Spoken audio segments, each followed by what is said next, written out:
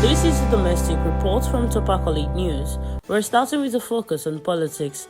A fierce political crisis is rocking Nigeria's ruling All Progressive Congress amid speculations that Vice President Kashim Shettima may be replaced ahead of the 2027 elections.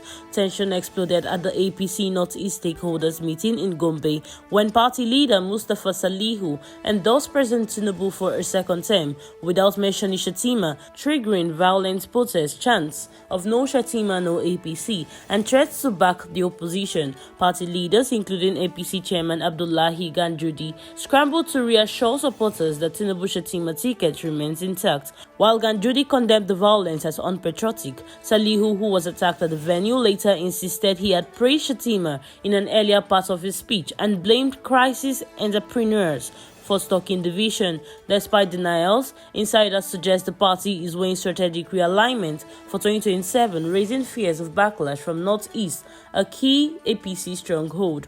Still in politics, former Vice President Atiku Abubakar has slammed President Bola Tinubu and Benue State Governor for what he called a dangerous silence over the recent massacre of over 200 people in Benue State. In a statement, Atiku decried the rising wave of violence, accusing the government of abandoning its constitutional duty to protect lives. He condemned the use of force against protesters in Makurdi and warned that the lack of urgency reflects a disturbing normalization of bloodshed. Calling for urgent action, Atiku urged leaders at all levels to stop offering hollow condolences and start delivering real security solutions. Now in economy, all marketers under the Petroleum Product Retail Outlet Owners Association of Nigeria has raised serious concerns over Dangote Refinery plan to distribute petrol and diesel directly to filling stations and large consumers, warning it could cause job losses and stiffen competition. Petroleum described the move set to begin August 15, 2025 as monopolistic, fearing it could force thousands of fuel outlets, tanks farm operators and jetty owners out of businesses. However, Dangote Refinery insists the initiative will reduce fuel prices, boost availability and eliminate middleman costs, with support from industry stakeholders like the Independent Petroleum Marketers Association and energy experts who call the move a game changer in the Nigerian downstream sector. Still in economy, the Central Bank of Nigeria has ordered banks operating under regulatory forbearance to suspend all dividend and bonus payments to all their foreign subsidiaries. In a circular issued by the Director of Banking Supervision, Olubukola Akinwumi, the Apex Bank said the move aims to reinforce capital buffers and ensure prudent capital retention as part of efforts to strengthen Nigeria's banking sector.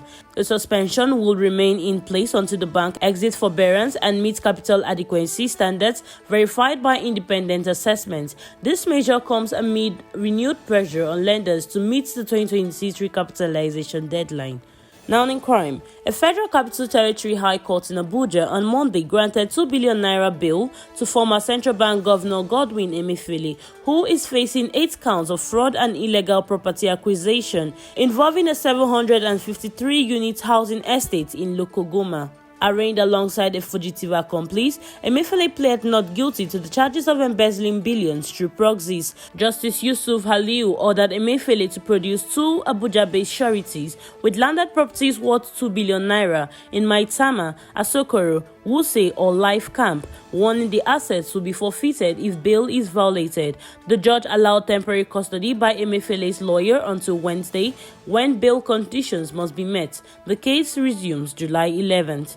Still in crime, a 25-year-old Nigerian woman, Ife Oluwa Akinwumi, could face up to 20 years in prison in India after being arrested with 5.325 kg of MDMA, a banned party drug worth over 1.8 billion naira. The Bengaluru anti-narcotics wing apprehended the hairstylist last Tuesday with drugs hidden under traditional Indian clothing. Authorities allege she was acting as a courier for a drug syndicate. Akinwumi is being charged under India's Narcotic Drugs and Substance Act and Foreigners Act, with penalties ranging from a minimum of 10 years to 20 years imprisonment, plus heavy fines. Still in domestic updates, the Murtala Mohammed International Airport Command of Nigerian Customs Service has denied allegation of extortion leveled by American returnee Oke Adhekiba, saying a full investigation is on the way. According to a statement on Monday, Command PRO Usman Abdul and Controller Effiong Harrison explained that Oke arrived from London with 10 pieces of luggage containing dutiable goods valued at 3.1 million naira, attracting a legal access duty of 1 million naira, which was duly paid into government's coffers. The custom officers involved reportedly followed due process. Reaffirming its commitment to transparency and professionalism, the command emphasized its zero tolerance for misconduct and assured that any violation of the law by officers or passengers will be dealt with in accordance with the Nigerian Custom Act 2023. That is the domestic news updates for now. Not to Pack News. Do stay with us for more domestic updates and developments. I am Blessing Bassi.